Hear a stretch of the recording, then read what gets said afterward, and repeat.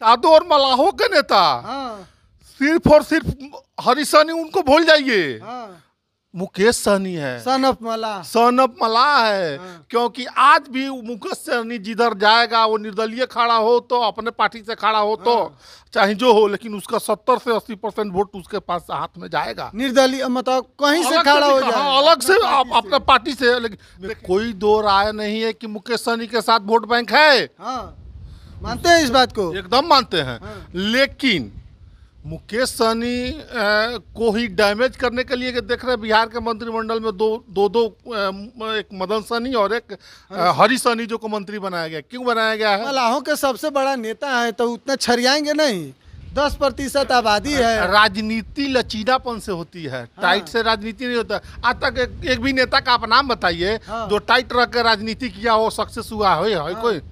कोई नेता कि अपने बात पर अडिंग रह गया और अब उसका चीज मांग पूरा हो गया है। लोकसभा चुनाव का बिगुल बज चुका है। चुनाव यात्रा पर हम लोग निकल गए हैं और आज हम बात करेंगे मुकेश सहनी की कि आखिर मुकेश सहनी का अब क्या होगा।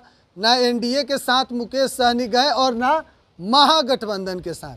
इसी पर चर्चा करेंगे। हमारे साथ चंपारण उदय न्यूज के संपादक हैं। क्या लग रहा है मुकेश सहनी को लेकर, क्या कुछ कहिएगा? मुकेश सहनी को धोखा मिला है दोनों की तरफ से। दो नाव की सवारी करने की सजा उनको भुगतनी पड़ी है और उनमें हठ धर्मिता समझते हैं। हाँ। माने वो थोड़ा सा हठी है, जिद्दी टाइप के भी है। हाँ। मुकेश सहनी उसी का खमियाजा उनको आज भुगतना पड़ रहा है। कभी किसी प्रेस कॉन्फ्रेंस में देखे होइएगा, मलाहों के सबसे बड़ा नेता है तो उतना छरियाएंगे नहीं। 10% आबादी है। राजनीति लचीलापन से होती है, टाइट से राजनीति नहीं होता। आज तक एक भी नेता का आप नाम बताइए जो टाइट रह के राजनीति किया हो, सक्सेस हुआ है? कोई नेता कि अपने बात पर अडिंग रह गया और अब उसका चीज मांग पूरा हो गया है? हुआ है? नहीं हुआ है। राजनीति तो वो भी आरक्षण का मांग कर रहे थे कि निषाद समाज को आरक्षण चाहिए। 10% हमारा वोट बैंक है।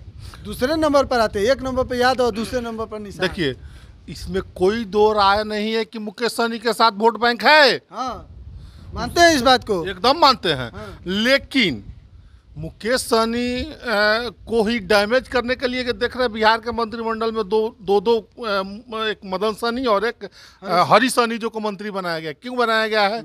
जो अगर भाजपा वाले को अगर मुकेश सहनी को तोड़ना है और डैमेज करना है तो वो तो दो को वहाँ मंत्री बनाया है ना। लेकिन उनके दो मंत्री बनाने के बावजूद बिहार में निषादों का नेता, मलाहों का नेता, हाँ। निषादों और मलाहों के नेता हाँ। सिर्फ और सिर्फ हरीश सहनी उनको भूल जाइए। हाँ। मुकेश सहनी है, सन ऑफ मला। सन ऑफ मलाह है। हाँ। क्योंकि आज भी मुकेश सहनी जिधर जाएगा वो निर्दलीय खड़ा हो तो अपने पार्टी से खड़ा हो तो चाहे जो हो, लेकिन उसका 70 से 80% वोट उसके पास हाथ में जाएगा। निर्दलीय मतलब कहीं से खड़ा हो जाए, अलग से अपने पार्टी से। लेकिन देखे हैं अभी 4 जगह पर वहाँ नामांकन हुआ है ना। लेकिन उनका अभी कोई भी सीट पर कोई कैंडिडेट नहीं हुआ। क्या मुजफ्फरपुर से कहीं लड़ सकते हैं? हो सकता है।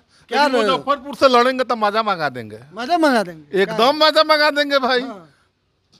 मैंने कहते हैं ना, बोरा का भी कमी नहीं है। मैंने बांधा हुआ बात समझिए ना, खोल के चैनल पर नहीं बता सकते हैं ना। बोरा का भी कमी नहीं है।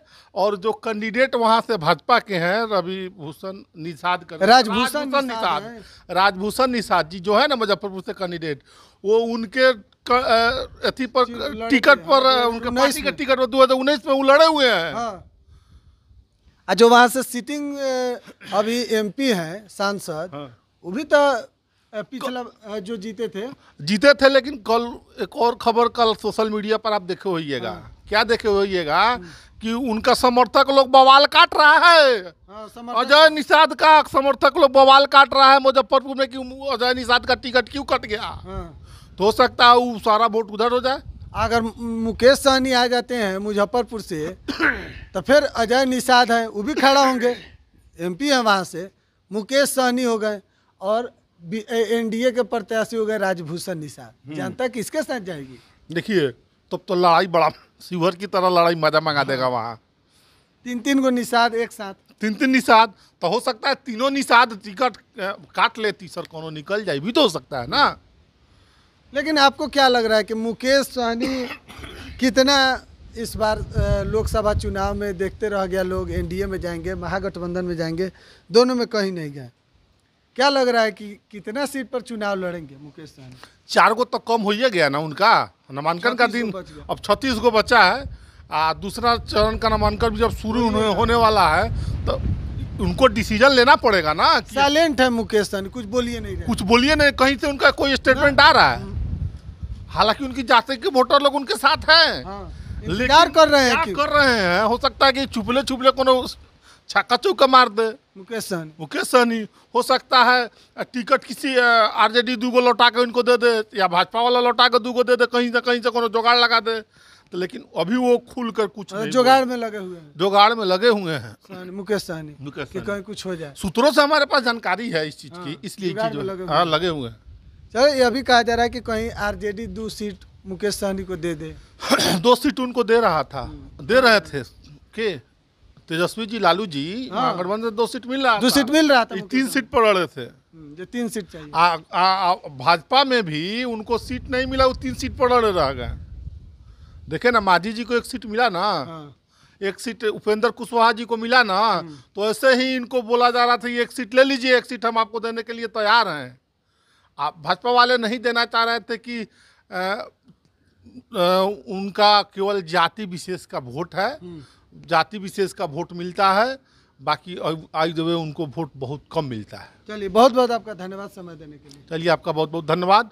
और आपके दर्शक जो देख रहे हैं, देखने के लिए उनको बता दी, मेरा भी एक चैनल है चंपारण उदय न्यूज।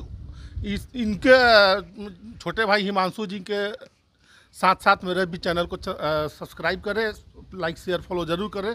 आप सभी का बहुत बहुत धन्यवाद। चलिए, लगातार हम लोग भी अपडेट दे रहे हैं। बिहार एक सोच पर बने रहें। बहुत बहुत धन्यवाद आपका।